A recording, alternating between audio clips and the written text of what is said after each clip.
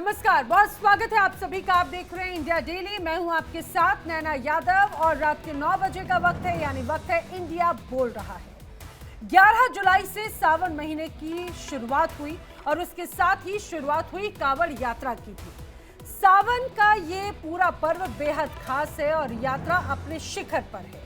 कांवड़िए अपनी कांवड़ पर जल भरते हैं, कांवड़ यात्रा पर हैं। हरिद्वार से कांवड़ियों की कांवड़ यात्रा लगातार जारी है, लेकिन कांवड़ यात्रियों के वेश में उत्तर प्रदेश में कुछ लोग यात्रा और सनातन को बदनाम करने की कोशिश कर रहे हैं। ऐसी कई बड़ी तस्वीरें सामने आई हैं। आस्था की इस यात्रा में चंद उपद्रवियों का उत्पात रुकने का नाम नहीं ले रहा है। कभी कहीं पर हड़कंप मचाते नजर आते हैं, कभी कहीं पर तोड़फोड़ करते नजर आते हैं, तो कभी कहीं पर मारपीट करते हुए नजर आते हैं। इस यात्रा में एक और आस्था है, आध्यात्म है, सभ्यता है, संस्कृति है, लेकिन दूसरी ओर मुट्ठी भर लोग ऐसे भी हैं जो कांवड़ यात्रा की आड़ में अधर्म पर उतारू हैं। वो उत्पात मचाते हैं, उपद्रव के मौके पर वो ये काजा उपद्रव के मौके तलाश रहे हैं, कोई कसर नहीं छोड़ते। दूसरी तरफ कांवड़ यात्रा के दौरान उपद्रव पर अब यूपी के सीएम मुख्यमंत्री योगी आदित्यनाथ ने भी निशाना साधा सख्त कार्रवाई की। कांवड़ रूट पर टेंशन को लेकर सीएम योगी ने बड़ा मैसेज दे दिया है। सीएम योगी ने कहा है कि कांवड़ यात्रा को बदनाम करने की साजिश की जा रही है। उपद्रव के भेष में कुछ शरारती तत्व खलल डालने की साजिश रच रहे हैं और इनको पहचानने की जरूरत है। आगे सीएम ये भी कह रहे हैं कि जो पूरी यात्रा में खलल डालना चाहते हैं उन पर सख्त एक्शन होगा। मुख्यमंत्री योगी आदित्यनाथ ने कांवड़ यात्रा का हवाई सर्वेक्षण किया और मेरठ मुजफ्फरनगर मार्ग पर कांवड़ियों पर पुष्प वर्षा की। इस दौरान उन्होंने कांवड़ियों को संबोधित करते हुए कहा कि कुछ उपद्रवी तत्व कांवड़ यात्रा को बदनाम करने की कोशिश कर रहे हैं। सीएम ने कांवड़ संघों से भी अपील की है कि वो ऐसे उपद्रवियों को बेनकाब करें, उन्हें कांवड़ियों से दूर रखें। उन्होंने प्रशासन को भी तत्काल सूचना देने के निर्देश दिए ताकि यात्रा में कोई बाधा ना पड़े, उत्साह में कोई खलल ना पड़े। सीएम योगी ने उपद्रवियों को सीधे सीधे चेतावनी दे दी है। हरिद्वार से पावन गंगा जल लेकर के आने वाले सभी शिव भक्तों का मैं हृदय से स्वागत करता हूं। मुझे बहुत अच्छा लगा है कि बड़ी श्रद्धा भाव के साथ कांवड़ लेकर के चल रहे शिव भक्त, युवा हैं, बच्चे हैं, बुजुर्ग हैं, महिलाएं हैं। सामाजिक समता का उदाहरण प्रस्तुत करते हुए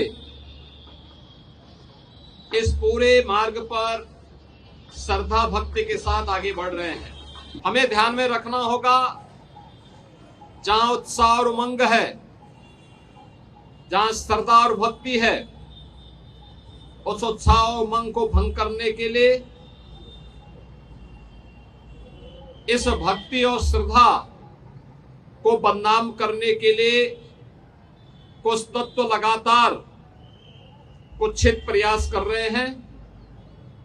सोशल मीडिया प्लेटफॉर्म पर भी और प्रत्यक्ष रूप से भी ऐसे तत्वों के द्वारा यह प्रयास किया जा रहा है कि कांवड़ यात्रा को बदनाम किया जाए। यह हर कांवड़ संघ का भी दायित्व बनता है कि वे किसी भी ऐसे तत्व को जो कांवड़ की भगवान शिव की इस पावन यात्रा को बदनाम करने का कुत्सित प्रयास करके उपद्रवी के भेष में छुपे हुए हैं, उन्हें बेनकाब करें, उन्हें हर हाल में अपने आप से दूर कराएं, अपने बीच में न घुसने दें, प्रशासन को तत्काल इसकी सूचना दें। मेरी विनम्र अपील होगी सभी श्रद्धावान शिव भक्तों से जो कांवड़ लेकर के शिवालयों में जलाभिषेक करने के लिए आ रहे हैं, उन सबसे मेरी अपील होगी कि शिव लोक मंगल के देवता हैं, वे देवादिदेव महादेव हैं।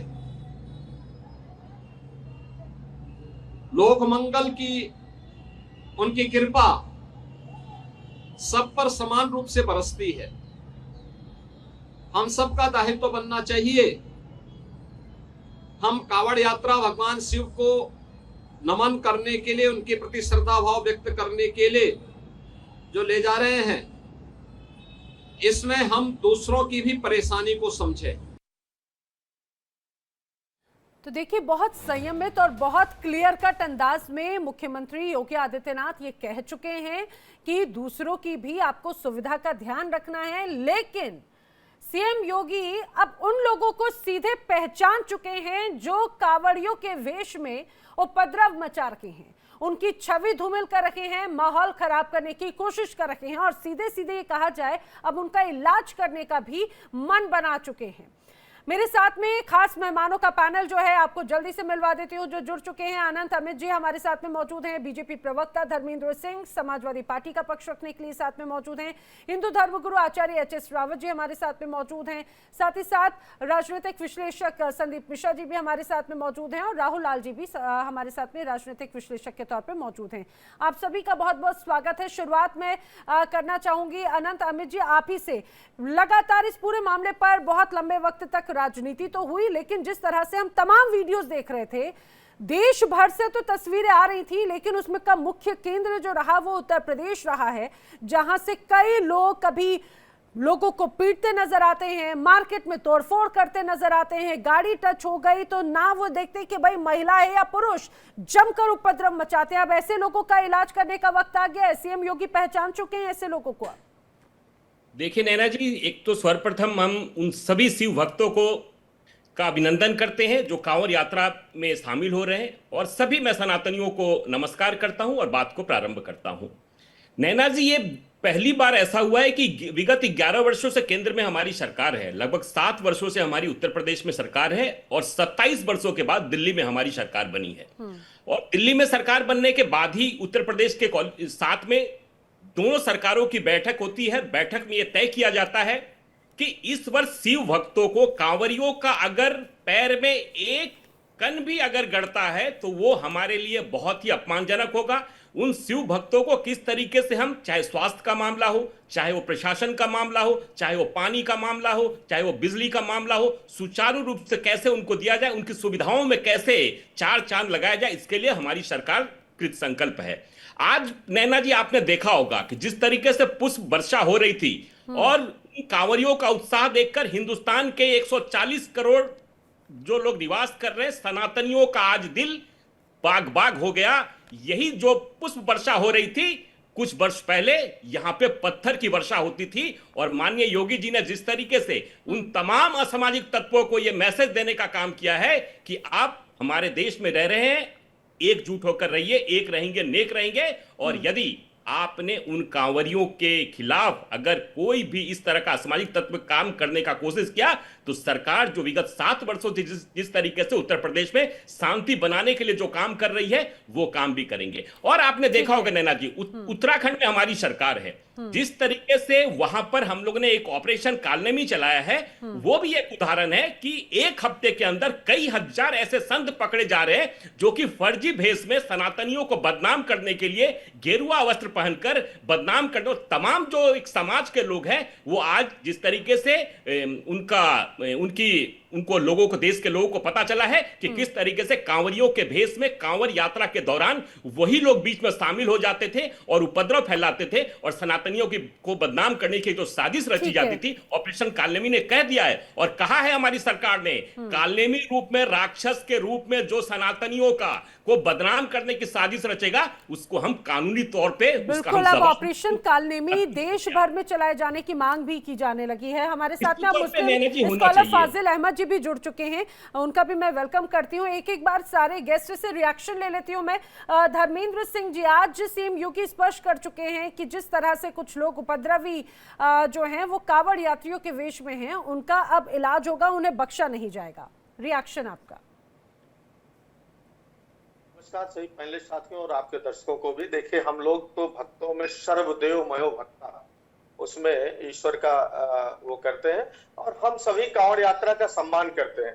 ये आस्था का पर्व है, ये भगवान शिव का जो जलाभिषेक होता है, ये लोगों को जोड़ने का पर्व है। लेकिन सरकार हर बार इस धार्मिक आयोजन को डर, धमकी, पुलिसिया भाषा, पोस्टर लगाने, इस तरह क्यों करना चाहती है? सच है कि उसको धार्मिक नजरिए से देश को एक सूत्र में बांधने से लेकर के भगवान के आशीर्वाद लेकर के प्रदेश को तरक्की के राह पे, देश को आगे ले जाने से देखने के बजाय लगातार धार्मिक आयोजनों को सियासी रंग देने का प्रयास करती है। सवाल यही है कि आपको बताना चाहिए, जब आप भाषण दे रहे, पुष्प वर्षा कर रहे हैं, जब स्वागत कर रहे हैं, अच्छा है, तो आपको बताना चाहिए था कि हमने कांवड़ यात्रा के दौरान जहां से जल उठाया जाता हो, जिस शिवालय तक जल चढ़ाया जाएगा, वहां तक के लिए कॉरिडोर बना दिया है, उनके पैरों में छाला न पड़े इसके लिए मैट बिछा दिया है, कितने विश्राम स्थल बना दिए हैं, कितने अम्यूनिटी टॉयलेट और ये सब बना दिए हैं, कितने भोजन के शिविर बना दिए, कितने स्वास्थ्य और चिकित्सा के शिविर बना दिए। ये बताने के बजाय कि कांवड़ की जो लेकर के जा रहे हैं, उन भक्तों को सुरक्षा, सुविधा और नहीं, लेकिन धर्मेंद्र जी, अगर ऐसे लोगों को चिन्हित किया गया जो लोगों को पीट रहे हैं, जो उपद्रव मचा रहे हैं, अगर ऐसे लोगों को चेतावनी दी है तो उसमें दिक्कत है क्या? नैना जी, चेतावनी, यही तो मैं कह रहा हूँ, धार्मिक कार्यक्रमों को धार्मिक तरीके से किसी चेतावनी, हमारी सरकार में कांवड़ यात्रा होती नहीं, कहीं नहीं। अभी आप पूछेगा तो डाटा दूंगा का क्या स्थिति है। लेकिन सीआरपीएफ के जवान को उसके बेटे के सामने तीरने पीटने वाले और जिस तरह के वीडियोज आए हैं, देख करके सर से झुक जाता है। सर, वो कौन लोग थे? इसको बताया क्या मुख्यमंत्री जी ने? किसके राज में हुआ? ये जिम्मेदारी किसकी थी? धमकी देने के बजाय इस पर प्रभावी नियंत्रण के प्रयास हुए होते तो हो सकता है ये दुर्भाग्यपूर्ण घटना या इस तरह की जो और घटनाएं हुई है वो ना होती। लेकिन धर्मेंद्र जी, मैं अन्य पैनलिस्ट की तरफ जाऊं, मैं आपसे यही जानना चाह रही हूँ, कौन है ये लोग जो माहौल बिगाड़ने की कोशिश कर रहे हैं? कौन है ये लोग जो कावड़ यात्रियों के वेश में उपद्रवी घुस आए हैं? कौन है ये लोग जो इतने खूबसूरत कावड़ यात्रा को बदनाम करने की कोशिश कर रहे हैं? क्या लगता है आपको, कौन है? नैना जी, कोई छुपा तथ्य नहीं है, पूरा देश देख रहा है, हर चैनल ने चलाया है। क्या इसके बाद भी उनके आइडेंटिफिकेशन के लिए सरकार को 5 हफ्ता चाहिए क्या? तो आपकी नीतियों का, आपके भड़काऊ भाषणों का परिणाम इस तरह की घटना है। इसकी जिम्मेदारी आपको लेनी चाहिए। देखिए, सवाल ये है कि ये भक्त का पर्व है, धर्म के प्रचार का नहीं, मैंने पहले भी कहा, अब भी कह रहा हूँ। और ये कहना धरपकड़ और ये होगा, पोस्टर लगेगा, भाई अगर कोई गैर कानूनी काम करे तो उस पर कार्रवाई करिए, कानून सम्मत कार्रवाई करिए। ये धार्मिक आयोजनों में डर और उसके राजनीति करने से बाज आइए, मेरी सिर्फ इतनी राय है। ठीक है, ठीक है। आचार्य एच.एस. रावत जी का भी मैं रिएक्शन ले लेती हूँ, फिर एक जवाब ले लेंगे। जी एच.एस. रावत जी, कि आखिर कौन है ये लोग जो माहौल बिगाड़ने की कोशिश कर रहे हैं? आज सीएम योगी ने खुले मंच से कहा है, हालांकि धर्मेंद्र सिंह जी कह रहे हैं कि भाई चेतावनी देने से कुछ नहीं, एक्शन क्या लिया वो बताना चाहिए था, आपने कितने कावड़ जो रूट पर व्यवस्थाएं की है वो बताना चाहिए था, धमकी क्यों दे रहे हैं भाई? देखिए नैना जी, धर्मेंद्र सिंह जी बड़े अच्छे प्रवक्ता हैं, अपनी बात को बहुत बखूबी से रखते हैं। लेकिन मैं बताना चाहता हूँ, कावड़ यात्रा तो जब अखिलेश जी थे मुख्यमंत्री, मुलायम सिंह, उस समय आपने कौन सा कॉरिडोर बनवा दिया था? उसमें तो आपने डीजे भी बंद करवा दिए थे, उसमें तो आपको ये ध्यान नहीं आया। और फिर राजनीति की बात कर रहे हैं, आप तो एक तरफा राजनीति करते हैं। आपने हिंदुओं के मंदिरों के पैसे से आपने हज हाउस बनवा दिया, आपने ज्ञानवापी के अंदर जो गौरी गणेश की पूजा होती थी मुसलमानों के दबाव में आकर के, उसको भी बंद करा दिया। आप तो कहते हो हम धार्मिक राजनीति नहीं करते।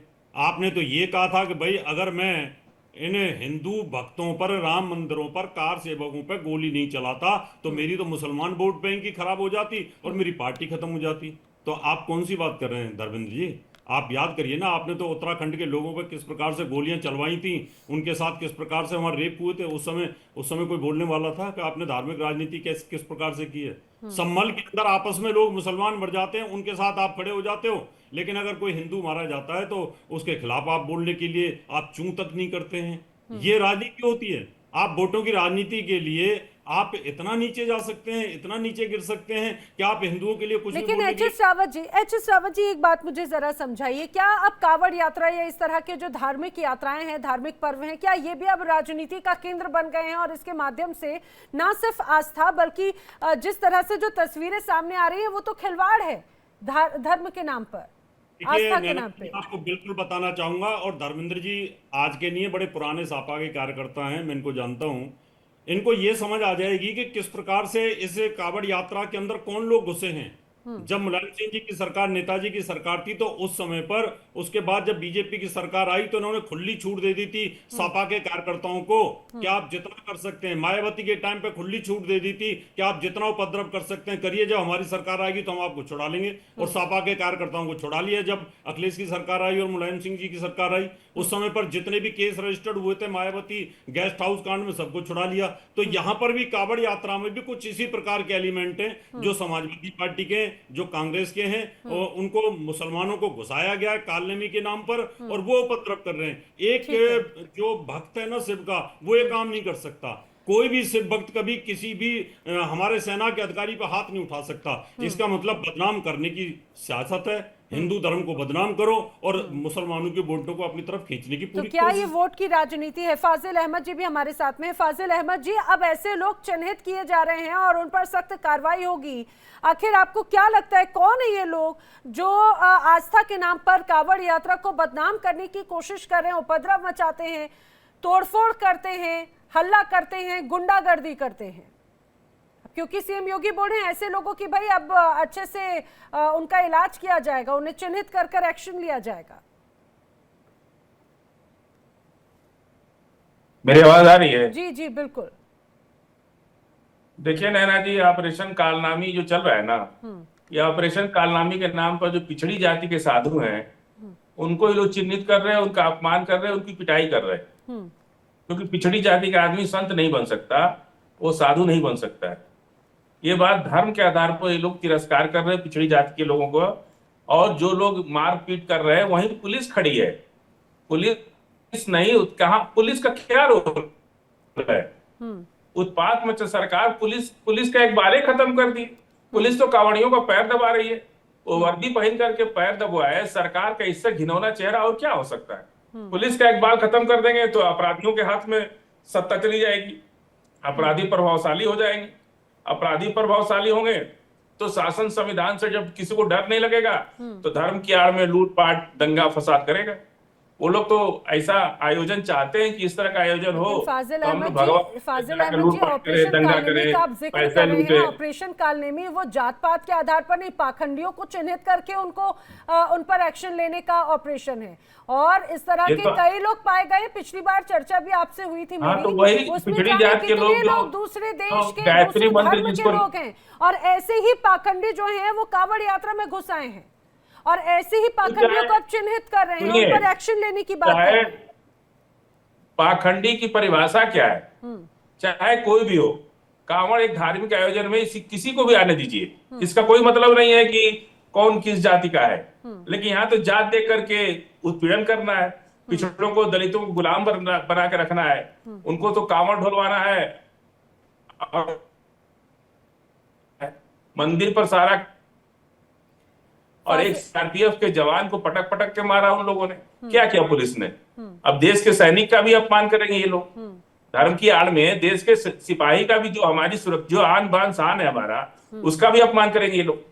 ये लोग धर्म की आड़ में गुंडागर्दी कर रहे हैं और लूटपाट कर रहे हैं। खाना का पैसा नहीं देने पर अच्छा, अब फाजिल कह रहे हैं अहमद कि जी, प्याज धर्म की मिला आड़ दिया। में जो पहले उपद्रव खाना और खा ले गुंडागर्दी रहे। कर रहे हैं उन्हीं को टारगेट करने की बात ऑपरेशन कही है। कालनामी जो सीएम है, योगी वो आदित्यनाथ ने केवल एक्शन लेने की बात पिछड़ी कही जाति है। के बाबाओं को भगाया जा रहा है, मारा पीटा जा रहा है उनको, कि आप कैसे संत बन सकते हो, आप कैसे साधु बन सकते हो। साधु बनने का अधिकार तो एक ही वर्ग को है। पिछड़ी जाति के लोग साधु बन जाएंगे, रावत एक जी, ही वर्ग। क्या ऑपरेशन कालनेमी क्या जाति आधारित है क्या? जरा समझाइए फाजिल अहमद जी को, और मुझे बताइए मुझे जरा कि क्या ऑपरेशन कालनेमी या फिर इस तरह से अगर चिन्हित किया जा रहा है, क्या वो जाति पर आधारित है या फिर पाखंडी बाबाओं को देखकर एक्शन लेने की बात है? एच.एस. रावत जी। देखिए नैना जी, मैं इनसे ये पूछ रहा था फाजिल अहमद जी से कि इन्होंने कहा कि अपना जो इनका टारगेट होता है ना, उधर ये डिबेट को फैसलाने की कोशिश करते हैं। इन्होंने दलित को जोड़ दिया। अब वहाँ 50 आदमी जो पकड़े गए हैं वो तो मुसलमान है सारे के सारे, वो भेष बदल करके वहां थे। तो क्या मुसलमानों में भी दलित होते हैं क्या फाजिल भाई? आप तो कहते हो मुसलमानों में कोई ऊंच नीच होती नहीं है। आप जवाब दे दो टीवी के ऊपर, आप बताइए मेरी बात को। फाजिल अहमद जी का ऑडियो आप कीजिए प्लीज। अन्यथा झूठ मत बोलिए। आप के दो चेहरे मत बनाइए अपने। एक तरफ आप कहते हो कि हमारे इस्लाम में जात पात है ही नहीं, हमारे यहाँ सब हैं। इधर आप कहते हो कि वहाँ नहीं नहीं, कांवड़ से हमारा क्या लेना था? कोई मुसलमान क्यों जाएगा कांवड़ यात्रा में? उसका ये आयोजन ही नहीं है, उसके धर्म से कोई मुसलमानों में दलित होते हैं क्या? मुसलमानों में दलित होते हैं? आप बताइए, मुसलमानों में दलित होते हैं क्या? आवाज नहीं आ रही है आपकी? मैं आपसे पूछ रहा हूं, आप बार बार दलितों का रोना रोते हो। आप बताइए कि मुसलमानों में दलित होते हैं क्या? आपने कहा वो दलितों को, साधुओं को ढूंढ रहे हैं, वो तो सारे मुसलमान चाहते हैं कि दलित किसी में ना हो। हम तो दलित तो बुद्धिस्ट हैं, हिंदू है भी नहीं। दलित से आप लोगों को नफरत है। आप लोग दलितों से पता नहीं कि गोबर पता से आए हैं। जब आपको पता नहीं है तो नहीं, देखिए डिबेट को दूसरी दिशा दी जा रही है। डिबेट को दूसरी दिशा दी जा रही है। प्लीज डिबेट को दूसरी दिशा दी जा रही है। दलित, और फिर आप कह रहे हो कि वो दलित हैं, दलित साधु हैं। आपको झूठ तो नहीं बोलनी चाहिए। आप इतने पॉपुलर डिबेटर हो, इस प्रकार की बातें क्यों करते हो टीवी के ऊपर, जब वो सारे मुसलमान पकड़े गए? ठीक है, डिबेट जो है वो दूसरी दिशा में जा रही है। संदीप मिश्रा जी से मैं सवाल करना चाह रही हूँ। संदीप मिश्रा जी, आखिर ऐसे बयान देने की मुख्यमंत्री को क्या जरूरत लगी? आपको क्या लगता है पिछले कुछ वक्त से जिस तरह से तमाम वीडियोस जो सामने आए हैं वो हैरान करते हैं, डराते हैं, और अब लोग सड़कों पर चलने में डर रहे हैं कि भाई कहीं ऐसा ना हो कि कोई गाड़ी किसी को लग ना जाए। एक तो बात ये, क्या कांवड़ यात्रा प्रबंधन समिति एक तरह से अघोषित सत्ता जैसा बर्ताव करने लग जाती है? जगह जगह हमने लोगों को देखा वो इसी तरह से बिहेव करते हुए नजर आते हैं। क्या उन पर भी एक्शन की बात होनी चाहिए? संदीप जी।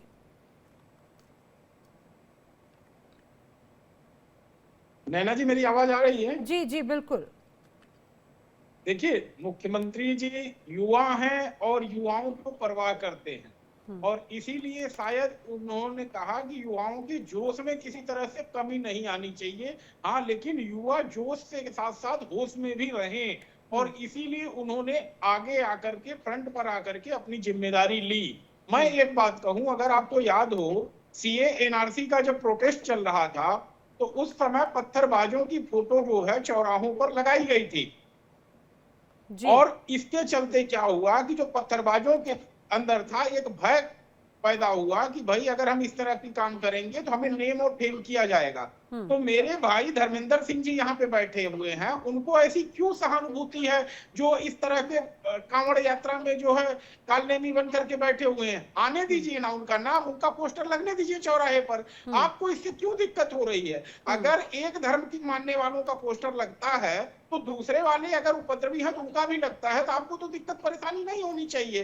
तो कुछ न कुछ शक की सुई आपकी तरफ जाती है कि आखिर आप इस चीज का विरोध क्यों कर रहे हैं। आप अपना रुख स्पष्ट करिए कि आखिर भाई पोस्टर लगने से आपको दिक्कत क्यों है? बिल्कुल संदीप जी, ये तस्वीर कुछ समय पहले पिछली बार भी हमने देखी थी जब उत्तर प्रदेश में बाकायदा इस तरह से पोस्टर भी लगाया गया था, उस पर भी जमकर सियासत और विरोध प्रदर्शन हुए थे। मैं यही सवाल जो है राहुल लाल जी की तरफ भी लेकर जा रही हूँ। संदीप जी को एक बार फिर से रिकनेक्ट करेंगे, उनका ऑडियो तो आ रहा है लेकिन वीडियो नहीं। लेकिन राहुल लाल जी, जिस तरह से अब इस पर जमकर सियासत भी है, अगर ऐसे लोगों को अब चिन्हित करके उन पर एक्शन लेने की बात सीएम कर रहे हैं तो फिर इसमें आपत्ति क्या है? किस तरह से हुड़दंग है, किस तरह से उत्पात लोग मचाते हैं, ऐसे लोगों पर तो एक्शन होना चाहिए ना। नैना जी, मुख्यमंत्री एक्शन ले, कौन मना कर रहा है? लेकिन मुख्यमंत्री चेतावनी दे रहे हैं, वो भी तब जबकि मेला का एक बड़ा हिस्सा जो है कि व्यतीत हो चुका है। तो भाई हम लोग लगातार सोचे कितने डिबेट कर चुके हैं कांवड़ियों के हुड़दंग के ऊपर। तो कांवड़िये लगातार हुड़दंग करते चले जा रहे हैं, कांवड़ियों का हुड़दंग रुकने का नाम नहीं ले रहा है। आप कांवड़ियों को कंट्रोल नहीं कर पा रहे हैं, और फिर अचानक से कुछ वर्षा के बाद ये घोषणा कर रहे हैं कि भाई कठोर चेतावनी दे रहे हैं। ये कठोर चेतावनी तो मेला जब सावन शुरू होने वाला था उसके पहले कठोर चेतावनी दे देनी चाहिए थी, और पहचान करने के लिए वो कह रहे हैं। मुख्यमंत्री के बयान से ऐसा दिख रहा है जैसे जो उनके इंटेलिजेंस एजेंसियां हैं वो फेल चल रही है, लोकल पुलिस व्यवस्था फेल चल रही है। अरे भाई, आपके पास, आप किससे सूचना लेने के लिए जा रहे हैं? तमाम जो है कि एजेंसी आपके पास है, लीजिए सूचना।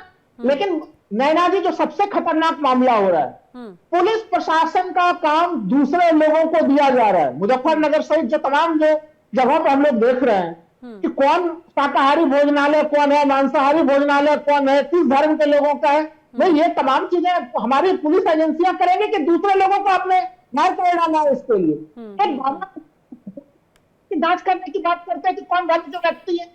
ये सोचिए कि कांवड़ यात्रा के दरमियान में प्रशासन अगर इतना ढीला ढाला रवैया अपनाएगा तो फिर उसका क्या प्रभाव निकलेगा।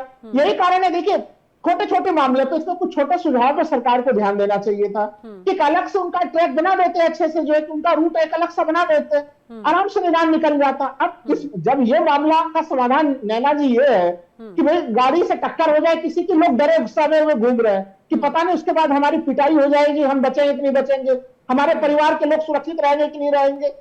अब इसमें यह दोषारोपण देना कि नहीं पुराने सरकारों में क्या हुआ, अरे भाई पुराने सरकारों में सब कुछ हो ही जाता, तो फिर लोगों ने नए सरकार का चयन क्यों किया था नैना जी? राहुल जी, इस तरह से जो लोग आपने जिस मॉरल पुलिसिंग का या फिर ये कहा जाए अघोषित सत्ता जैसा बर्ताव कुछ ऐसे संघ जो करते हैं, जिस तरह से गाजियाबाद की तस्वीर हो या फिर मुरादाबाद की हो, मेरठ रूट पे हो, कई तस्वीरें हमने देखी, उसके बाद में एक्शन भी लिया गया ऐसे लोगों पर, तो आपको लग रहा है कि वो एक्शन भी बहुत जरूरी है? अब वैसा ही एक्शन जो अगर इस तरह से मॉरल पुलिसिंग करेगा उसे सीधे थाने में या जेल में पहुंचा दिया जा रहा है?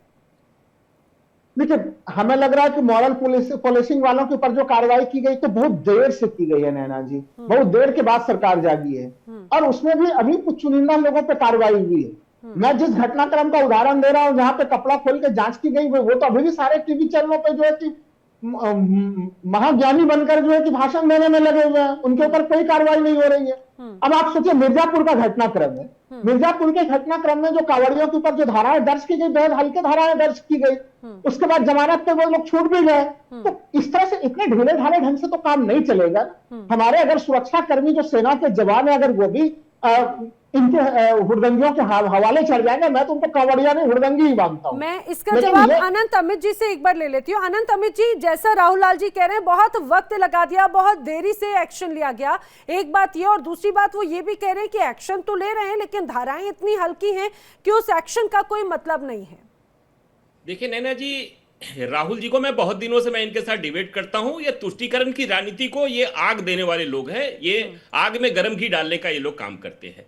आज जिस तरीके से विगत 7 वर्षों से उत्तर प्रदेश से कांवड़ यात्रा चल रही है, आपने देखा होगा कि 7 वर्षों में जिस तरीके से शांतिपूर्ण तरीके से कांवड़ यात्रा हो रही है, और राहुल जी कह रहे हैं कि ये बात पहले कहना, अरे बीच में ही कह दिया तो कौन दिक्कत है, पहले तो कह ही रहे थे, अभी भी कह रहे हैं, बाद में कहेंगे, सालों भर कहते रहेंगे, जब जब कांवड़ यात्रा चलती रहेगी तब तब कहते रहेंगे, आप उसकी चिंता मत करिए। नैना जी, मैं धर्मेंद्र जी से भी एक धर्मेंद्र भाई को एक बात कहना चाहता हूं। आपने पता नहीं अखिलेश यादव जी का एक बयान देखा है ये या नहीं, मैं बता देना चाहता हूं।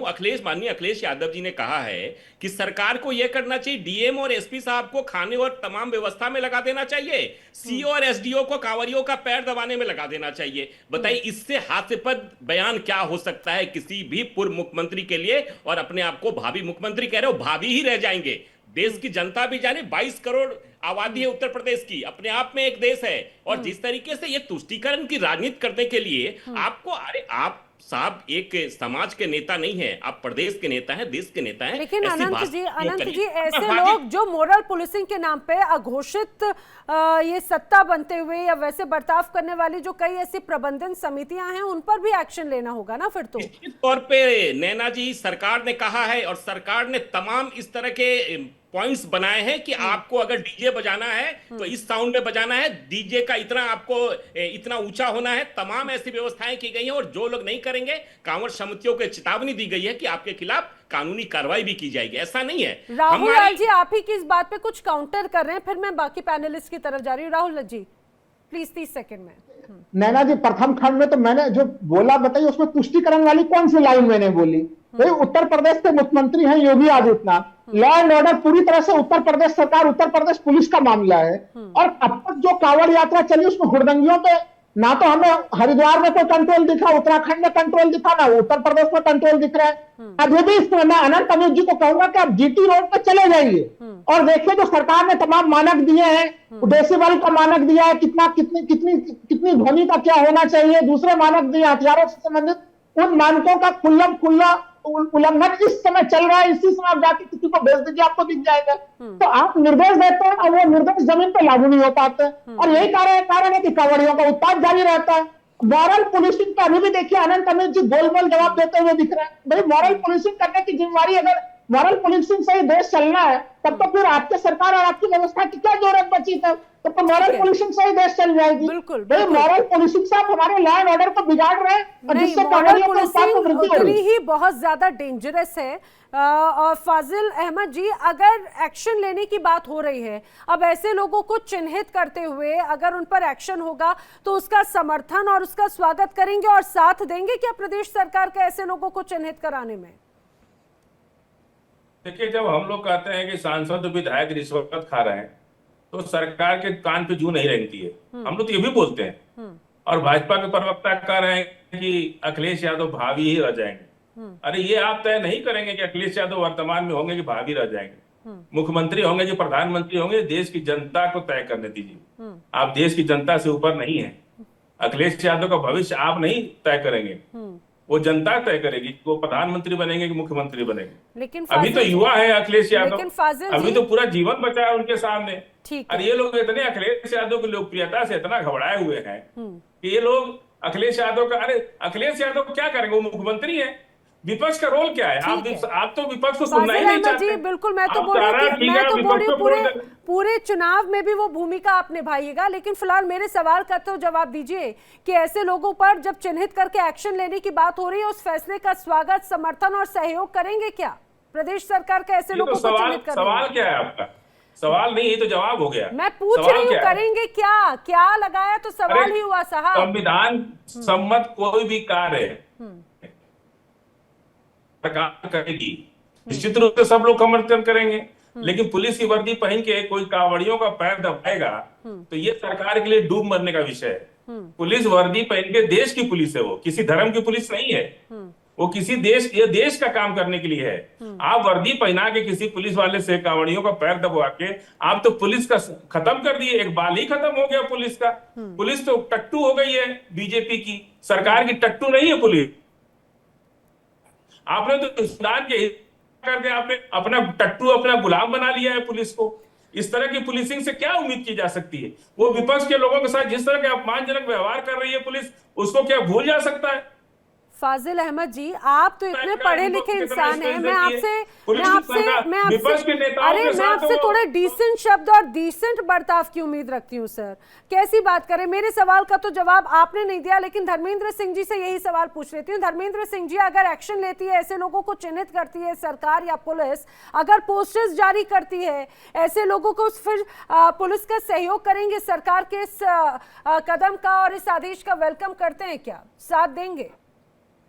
नैना जी बिल्कुल, देखिए कानून सम्मत हर कार्रवाई का साथ देंगे, लेकिन ये बताना पड़ेगा प्रयागराज, हमीरपुर, बलिया, मिर्जापुर जैसी घटनाएं किसके कहने पर दबा दी गई और क्यों उस पर कार्रवाई नहीं हुई। अब आते हैं जो मुख्य बात है जिस पर अभी हमारे ऊपर तमाम सवाल दागे गए। देखिए मैं भारतीय जनता पार्टी सिर्फ इतना कहना चाहता हूँ, भक्ति और भय दोनों एक साथ नहीं चल सकते। आप जो भक्ति है, जो धार्मिक आयोजन, उसको धार्मिक रहने दीजिए, उसको राजनीतिक मत बताइए। धमकी प्रशासनिक रहने दीजिए, इसको राजनीतिक धमकी के रूप में, हथियार के रूप में मत इस्तेमाल करिए। धर्म को राजनीतिक ढाल के रूप में मत इस्तेमाल करिए, आस्था का अपमान मत करिए। अब आते हैं जो 2-3 सवाल किया हमारे साथी ने, कहा कि कालनेमी में मैं आपको एक दिन का देहरादून में 25 लोग गिरफ्तार किए थे। उनमें मैं पूछना चाहता हूं, ईमानदारी से नैना जी आप बताइएगा कि किस देश के निवासी थे? उत्तर प्रदेश का निवासी प्रदीप, उत्तर प्रदेश का निवासी अजय चौहान, उत्तर प्रदेश का निवासी कोमल कुमार, उत्तर प्रदेश का निवासी अश्विनी कुमार, उत्तर प्रदेश का निवासी राम कुमार, उत्तर प्रदेश का निवासी सुरेश लाल, उत्तर प्रदेश का निवासी काकू सहित 25 लोग जो उस दिन गिरफ्तार किए थे। इसमें कितने बांग्लादेशी, कितने रोहिंग्या, कितने लोग हैं? ये क्या जहां पिछड़ों दलितों को क्या आप हक मार लेंगे? भाई पोस्टर अब तक उत्तर प्रदेश सरकार ने किसके लगाए? कितने भाजपा नेताओं के लगे? कितना उन लोगों के लगे? जो पोस्टर लगे अब तक का जो ट्रेंड रहा है वो केवल दलितों, पिछड़ों और अल्पसंख्यकों के लगे हैं। तो आप ये पोस्टर लगाने की धमकी क्या कानून सम्मत है? सुप्रीम कोर्ट में रोक लगा चुका है, लेकिन अगर है भी तो किसके लिए? क्या उसको कानून से इतर जाकर के आप एक वर्ग को दबाने का प्रयास नहीं कर रहे हैं या धमकी? दूसरी बात, कांवड़ यात्रा के दौरान हमारी सरकार में हर जगह कोई कहीं विवाद नहीं हुआ, शांतिपूर्ण हुआ। और एनसीआरबी के अनुसार, मैं व्यक्तिगत आंकड़े पर नहीं जाता हूं किसी सूचना पर, एनसीआरबी के आंकड़े के हिसाब से भारतीय जनता पार्टी की योगी आदित्यनाथ की सरकार में 30 से अधिक मामले दर्ज हुए, जिसमें 67% मामले में कार्रवाई हुई और एक कुछ पिछड़ों, दलितों और अल्पसंख्यक वर्ग के लोगों से रिलेटेड रही। दूसरी बात भाई, भारतीय जनता पार्टी के प्रवक्ता कह रहे थे अखिलेश जी पूर्व या भूतपूर्व भी रहेंगे। ये तो उत्तर प्रदेश की जनता ने 24 में बता दिया कि कौन भूतपूर्व रहेगा, कौन वर्तमान रहेगा, और उत्तर प्रदेश की महान जनता को मत के द्वारा चयन करने दीजिए कौन लेकिन भूतपूर्व रहेगा धर्मेंद्र और जी, क्या कौन आस्था, वर्तमान क्या रहेगा। कावड़ यात्रा जैसे जो पवित्र ये पूरे कार्यक्रम आयोजन होते हैं, क्या ये भी वोट बैंक की राजनीति से जुड़े हुए होते हैं? क्या ये आस्था भी ये कहा जाए कि सिर्फ वोट और चुनावों तक ही सीमित नजर आती है? आचार्य एच.एस. रावत जी, क्या इस पर भी वही झलक है? बहुत बढ़िया सवाल, बस नहीं, बहुत अच्छा सवाल आपने किया। देखिए, कांवड़ यात्रा नैना जी, जो हम लोग शास्त्रों में पढ़ते हैं, कभी परशुराम जी से लेकर के श्रवण कुमार से लेकर के तमाम युगों में कांवड़ यात्रा का चलन रहा है। हम लोग धार्मिक रूप की किताबों में लेकिन संयमित रूप में रहा है ना धर्मेंद्र जी, संयमित रूप में रहा है जी। वही मैं कहना चाह रहा हूँ कि भारतीय जनता पार्टी की सरकार के आने के पहले पूर्णतया धार्मिक था। लोग आस्था से जल उठाते थे, शिवालयों में जाते थे, देते थे, और जो सुप्रीम कोर्ट की, हाई कोर्ट की समय समय पर गाइडलाइन डीजे को बजाने को लेकर के रहती थी, उसका पालन होता था। लेकिन ये पहली सरकार है उत्तर प्रदेश की योगी आदित्यनाथ जी की, जो कांवड़ यात्रा में धमकी से यात्रा, धर्म और धमकी का क्या संबंध हो सकता है? डर और आस्था कैसे साथ रह सकते हैं? मैं हिंदू धर्म गुरु के रूप में रावत साहब है, हमारे वरिष्ठ सहयोगी है, हमेशा रहते हैं हम लोग डिबेट में। मैं पूछूं, क्या धर्म और डर दोनों, आस्था और डर दोनों साथ चल सकती है? धर्म और धमकी एक दूसरे पूरक हो सकते हैं? रावत जी, डर एक साथ नहीं चल सकते, क्योंकि सत्ता जो है उसमें कहीं ना कहीं उसको चलाने का एक तरीका होता है, लेकिन सत्ता का दायित्व भी बनता है कि अगर कहीं पर भी धार्मिक आयोजन हो रहे हैं तो राजा का दायित्व बनता है कि उनको सुविधा दी जाए, क्योंकि वो जनता से टैक्स लेते हैं। ये तो सरकार का, मुख्यमंत्री का, प्रधानमंत्री का दायित्व बनता है। और जब मंदिरों का पैसा दान लिया जाता है तो उसमें भी दायित्व बनता है कि उसको आप कावड़ यात्रियों के लिए, या जो रामनवमी की यात्रा होती है या हनुमान जी की यात्रा होती है, तो उनमें कहीं ना कहीं उसका इस्तेमाल किया जाए। तो ये कोई बहुत बड़ी बात नहीं है, क्योंकि यहाँ कोई भी मुख्यमंत्री होता तो उसका दायित्व बनता। और अगर मुसलमानों की कोई यात्रा निकलती है या कोई भी ताजिए निकलते हैं, तो उस समय भी सरकार, प्रशासन जो है, जो ज्यादा सुविधाएं दे सकती है वो दी जाएगी। लेकिन मुख्यमंत्री जी से ये कहना चाहता हूं, देखिए, आप लोगों को अपनी तुष्टीकरण की नीति को हटाना पड़ेगा। अगर आपके अंदर इतना ही धार्मिकता है और आपके अंदर ये लगता है कि अखिलेश जी के टाइम पे बहुत अच्छा हुआ था, तो अभी तो इस समय पर राम मंदिर बन के तैयार हो गया, वहां पर दर्शन करने के लिए नहीं जा रहे, क्या दिक्कत है? क्योंकि दिक्कत यही है कि जिस राम मंदिर पर विवाद था, उस राम मंदिर को बनाने में भारतीय जनता पार्टी के मैनिफेस्टो में था, और अगर आप वहां दर्शन करने के लिए जाते हैं तो आपका वोट बैंक कटेगा। आपको लगेगा कि देखो, ये तो बाबरी मस्जिद थी यहाँ पर मुसलमानों की, और अखिलेश जी वहां राम मंदिर पर दर्शन करने चले गए, अब तो हम इनका बाइकाट करते हैं। तो आपको यही तो डर है सबसे बड़ा, किसी भी कीमत पर, कि भगवान राम में वर्ल्ड के अंदर, पूरे वर्ल्ड से हवाई जहाज आ रहा है वहां, वो जाके राम मंदिर को दर्शन कर रहे हैं। सनातन धर्म का डंका पूरे वर्ल्ड में फैल रहा है कि किस प्रकार से प्राण प्रतिष्ठा होती है, कोई भी मूर्ति की प्राण प्रतिष्ठा, भगवान राम किस प्रकार से, यानी पूरा जितना भी हिंदुत्व, जितना फैलना था विश्व के अंदर फैला हुआ है। लेकिन लोग वहां नहीं जा सकते, क्योंकि आपको अपना खतरा है अपनी वोट बैंक का। फाजिल अहमद जी आपकी बात पे रिएक्ट करना चाह रहे हैं, धर्मेंद्र जी भी कहना कुछ चाह रहे हैं, और राहुल लाल जी भी कुछ कहना चाह रहे हैं। फाजिल जी का मैं पहले कनेक्ट करती हूँ। ये पूरा वर्ल्ड में डंका बज रहा है। अभी एक सनातनी, भाजपा की सनातनी अमेरिका में जाके चोरी करती पकड़ी गई, यही तो डंका बजा रहे लोग जाकर के, यही डंका बजवा रहे ना पूरे दुनिया में। कैसी बातें कर रहे हैं फाजिल जी, कैसी बातें कर रहे हैं? सनातन का नहीं, ये देश सबका है। अरे भारतीय जनता पार्टी में मुझे लगता है कि सभी धर्म के लोग हैं, सभी धर्मों के लोग हैं। और आप दलित की बात नहीं करना चाहते, क्यों? वो भाजपा की सनातनी अमेरिका में चोरी करते पकड़ी गई है, भाजपा की सनातनी है वो, बहुत गर्व से लिखती है अपनी सोशल मीडिया पर, देखिए उसके लिखती है कि हम गर्व से, हम सनातनी हैं, हमें गर्व है। वही सनातनी जाकर के अमेरिका में मॉल में चोरी करते पकड़ी गई है। पूरे देश का, दुनिया में भारत का सर शर्म से झुक गया उसके किस कृत्य से। आई पूरे दुनिया में डंका बजा रहा है, यही तो डंका बज रहा है आपका। आप भारत में जो अभी धर्मेंद्र जी ने बताया कि जो 25 काल नेमी के पकड़े गए सब पिछड़ी जाति के लोग पकड़े गए, कि पिछड़ी जाति के लोग साधु नहीं बन सकते, उनको गायत्री मंत्र फाजिल नहीं आ अहमद जी, रहा। गायत्री आपको मंत्र एक पर तो ये आपने घटना कब्जा आप कर उसको रखा है, धर्म से जोड़ रहे हैं, वेदों पर मुझे तो एक बात आपने कब्जा बताइए, कर रखा है। अगर पूरी आप तो दुनिया किसी में दलित को, अगर हिंदुस्तान की किसी योजनाओं पिछड़े की को तारीफ वेद होती है, आप वेद हिंदुस्तान के पढ़ने ही नहीं स्टार्टअप्स की देंगे बात तो होती है, कैसे फिर भी गायत्री उस पर भी मंत्र आपको याद इतना ही करेगा? गर्व जब होता है उसको क्या? पढ़ने ही नहीं देंगे, आप तो कान में शीशा पिघला के डालते हैं, आप तो जबान काटने की बात करते हैं, आप तो धर्मशास्त्र का पढ़ लेने के बाद उसका शोषण, उसकी जबान काट देते हैं। तो दलित और पिछड़ी जाति का कोई प्लीज व्यक्ति अगर प्लीज साधु बन फाजिल गया अहमद जी, प्लीज फाजिल अहमद जी, ऐसी तो इस आप तरह के शब्द उसको गायत्री मंत्र कहेंगे पढ़ने को, उसको नहीं आएगा तो आप उसकी पिटाई करेंगे, उसका पोस्टर लगाएंगे। पोस्टर्स तो उनका लगता है जो पत्थरबाजी करते हैं धार्मिक यात्राओं में, जो उपद्रव मचाते हैं। पिछली बार भी पोस्टर्स ऐसे ही हुआ, शायद मुझे लग रहा है इसी वजह से आप उसी पोस्टर का जिक्र कर रहे हैं। राहुल लाल जी, क्या धार्मिक यात्राएं भी अब वोट बैंक या क्या सियासत के इर्द गिर्द ही घूमती है क्या? जैसा कि अभी आनंद जी भी कह रहे थे, धर्मेंद्र जी भी कह रहे थे, भाई पिछले कुछ वक्त में अचानक से अगर कांवड़ियों की यात्राओं में इतनी बड़ी संख्या में लोगों का आना शुरू हुआ तो ये उत्साह है या फिर उपद्रव है? राहुल लाल जी, मैं कह रहा हूं कि लोग भारी संख्या में भाग ले रहे हैं, उससे किसी को दिक्कत नहीं है, वो तो पुरानी परंपरा है, उसमें भाग ले रहे हैं लोग। लेकिन मुख्य दिक्कत यह है कि जो तमाम चीजें हो रही हैं, मान लीजिए बिल्कुल सही कहा धर्मेंद्र जी ने, जो मुख्यमंत्री जी का बयान है, वो बयान अगर देखिए वो बयान डीजीपी देते या फिर जो वो बयान एक्शन में नजर आता तो वो एक अलग ढंग से चलता, प्रशासनिक जिम्मेवारी थी, पुलिस की जिम्मेवारी थी, उसको उनको अपने ढंग से चलाने देते। लेकिन जब उन चीजों का राजनीतिकरण किया जाता है तो फिर वैसे स्थिति में जो है कि दूसरे दाव पे इसकी परिस्थितियां खुल जाती हैं और जो मुख्य कानून व्यवस्था का मामला है वो ढीला पड़ जाता है। अब देखिए, अभी मैं थोड़ा सा जवाब देना चाह रहा था, रावत जी ने बहुत सारी चीजें कह दी कि भाई पिछले साल जो है कि वो एक ऐसा चीज कहना चाह रहे हैं नैना जी कि भारतीय जनता पार्टी जरूर जो है हिंदुओं की हितैषी है, लेकिन जैसे पूरा विपक्ष हो वो हिंदू विरोधी है, उनको तो केवल वो मुस्लिमों का ही समर्थन करेंगे। मैं अभी इटावा होके आया हूं नैना जी, वहां पे जो भव्य मंदिर का निर्माण करा रहे हैं अखिलेश जी समाजवादी पार्टी की तरफ से, मैं तो कहूंगा रावत साहब को जाके कि देख लीजिए कितना शानदार भव्य मंदिर का निर्माण हो रहा है। इसके पहले अभी आपको याद होगा नैना जी, उसके डिबेट में भी था, मैं दीघा में जो निर्माण कराया जगन्नाथ मंदिर का ममता बनर्जी ने।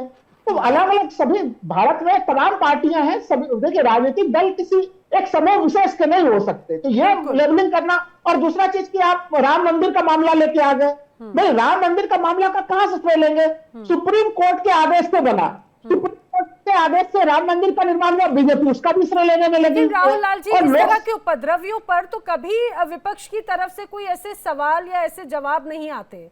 जो उपद्रव मचा रहे होते हैं प्रदेश सरकार को जरूर भले वो घेरे, प्रशासनिक अमले पर घेरे, लेकिन ऐसे लोगों पर एक्शन की बात क्यों नहीं करते? क्यों नहीं कहते कि ऐसे पाखंडियों को उजागर होना चाहिए, ऐसे पाखंडियों का चेहरा सामने आना चाहिए और ऐसे पाखंडियों को बिल्कुल चिन्हित करके एक्शन होना चाहिए? देखिए उस बात से तो देखिए कानून संगत चीजों पर तो यहाँ पे देखिए धर्मेंद्र जी बैठे हैं विपक्ष की तरफ से, उन्होंने समर्थन भी किया कि कानून संगत कुछ भी कार्रवाई होगी उसका समर्थन किया जाएगा। लेकिन मुख्य दिक्कत क्या, मैं अभी भी कह रहा हूँ, ये चीजें जितनी ज्यादा बहुत मजबूत आवाज में कही जा रही है वो बहुत मजबूत एक्शन में दिखाई नहीं दे रहा है नैना जी। तो आपके बयान बहुत कठोर होते हैं। मैं एक बयान खाली आखिरी एक लाइन कहूंगा, अभी ताजिए को लेकर मुख्यमंत्री जी ने कितने कठोर बयान दिए, वो उन्होंने तो वहां तक वो पंक्तियां कह दी जो संवैधानिक पदाधिकारी को कहना भी नहीं चाहिए कि लातों के बूथ है वो बातों से नहीं मानेंगे, ये ताजिए को लेकर कहा। क्या वही उसी रूप में आप यहाँ पे देख रहे हैं उपद्रवियों को लेकर अभी भी जो हार्ड स्टैंड है वो वैसा नहीं है जैसा ताजिए को लेकर कहा। तो ये जो पूरा राजनीतिकरण होता है, इसमें राजनीतिकरण में कांवड़ यात्रा को लेकर जो ध्रुवीकरण की कोशिशें हो रही है उससे मामला और बिगड़ जा रहा है। संदीप जी, राहुल लाल जी ने बड़ी बात कही है कि क्या ये बैलेंस नहीं होना चाहिए, सिर्फ एक धर्म या फिर एक अगर कोई कांवड़ यात्रा है तो उसके लिए तो सारी व्यवस्थाएं हैं, ताजिए को लेकर उनकी नाराजगी ऐसी क्यों? देखिए नैना जी, राहुल जी भी हकीकत जान रहे हैं, फाजिल भाई भी हकीकत जान रहे हैं, धर्मेंद्र जी भी हकीकत जान रहे हैं, इसीलिए मुद्दे पर कोई बात नहीं कर रहा है। मुद्दा हुआ कि चौराहे पे पोस्टर लगेंगे, सारे हिंदू संगठनों ने कहा हाँ सही है लगा दो, लेकिन इनमें से कोई नहीं कह रहा हाँ लगा दो चौराहे पे।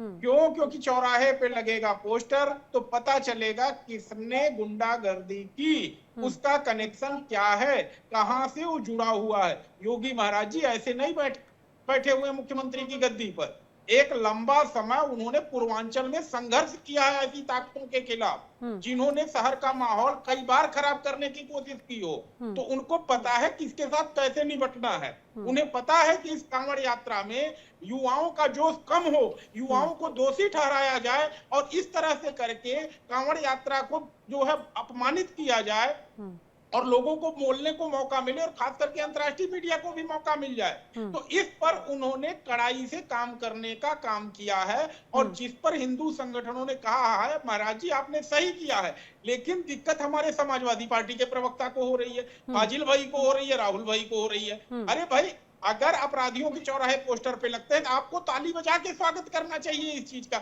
एक बात नैना जी मैं यहाँ पे जोड़ूंगा, मुझे फाजिल भाई से बहुत ही नाराजगी है इस बात पे। एक बात का मेरा कहें, आप कह रहे थे कोई सनातनी व्यक्ति अमेरिका में चोरी करते हुए पकड़ा गया। आप ये बता दीजिए कितने हिंदू संगठन उस चोरी करने वाले व्यक्ति के लिए झंडा बुलंद करने के लिए इंडिया गेट पर आ गए?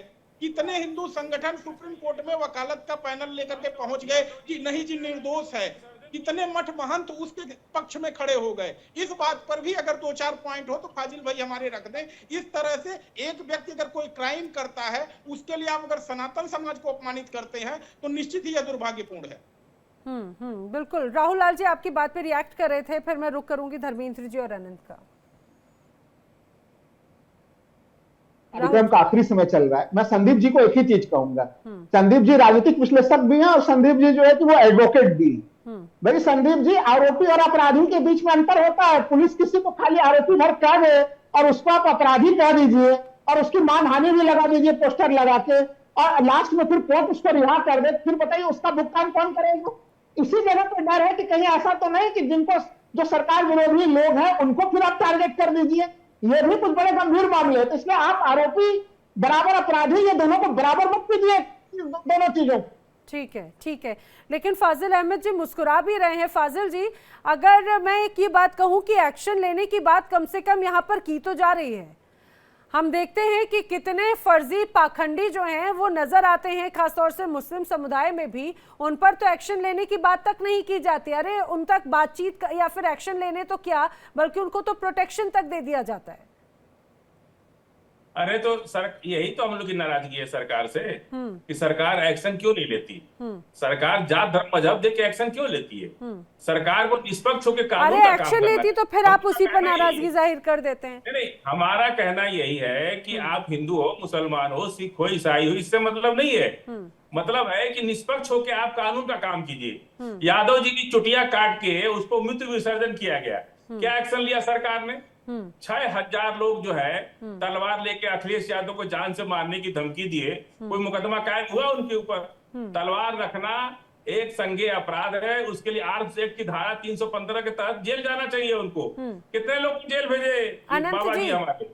सवाल इस बात का है कि 6000 लोग तलवार लेकर के अखिलेश यादव को जान से मारने की बात कर रहे हैं। फाजिल भाई सिर्फ फिजूल की बातें करते हैं। फाजिल भाई एक शब्द का आपने प्रयोग किया उत्तर प्रदेश के उन साहसी पुलिस वालों के लिए, उन शब्दों का मैं प्रयोग भी नहीं कर सकता हूं। और ऐसे शब्द आपको एक नेशनल चैनल पे बैठ के उनके साहस और पराक्रम को आप चुनौती देने वाले पुलिस को इतना नर्वस कर देंगे।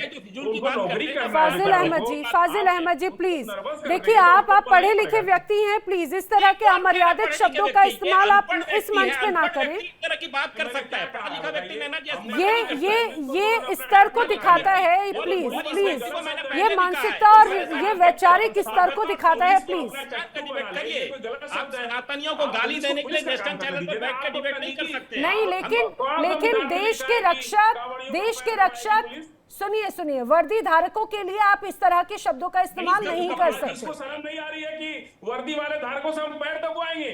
हमारा जवान है, वो हमारी सुरक्षा के लिए है, हमारे दलित ओबीसी। अरे तो जो कर रहा है उस पर एक्शन भी तो हो रहा है, इसलिए उनको पैर दबाया जा रहा है। एक्शन, पुलिस का काम पैर दबाना है, पुलिस का काम लॉ एंड ऑर्डर मेंटेन करना है। आप टट्टू हमने इसीलिए कहा कि पुलिस से पैर दबाना सरकार के लिए बहुत बड़ी अशुभ बात है। ये सरकार का काम है। वो कटिहार का रहने वाला था, सरफुद्दीन जो था पूर्णिया का रहने वाला था, और जिस तरीके से मोहम्मद इस्लाम जो था ना वो पटना का रहने वाला था। ऐसे ऐसे हजारों की संख्या में थी जो कि हरिद्वार में पकड़े गए। और फाजिल भाई, आप बार बार दलित और ओबीसी की बात करते हैं। ये उत्तर प्रदेश में अखिलेश जी की सरकार थी और 2 ऐसे शहर का नाम बदला गया। आपको पता है क्या? संभल का नाम क्या था? जय भीम नाम था। उसका नाम आपने क्यों बदला? अगर आप दलित के इतने बड़े चिंतक हैं, दलित के इतने बड़े हितैषी हैं, तो कानपुर देहात का नाम किसके नाम पर था? बाबा भीमराव अंबेडकर साहब की पत्नी के नाम पर था, जिसको कि 2012 में उत्तर प्रदेश में अखिलेश जी की सरकार ने बदलने का काम किया। इसका जवाब है क्या फाजिल भाई आपके पास? अभी चूंकि मुद्दा दूसरे इशू पर है, लेकिन आप इस तरह के बार बार, मैं आपको चेतावनी देता हूं फाजिल भाई,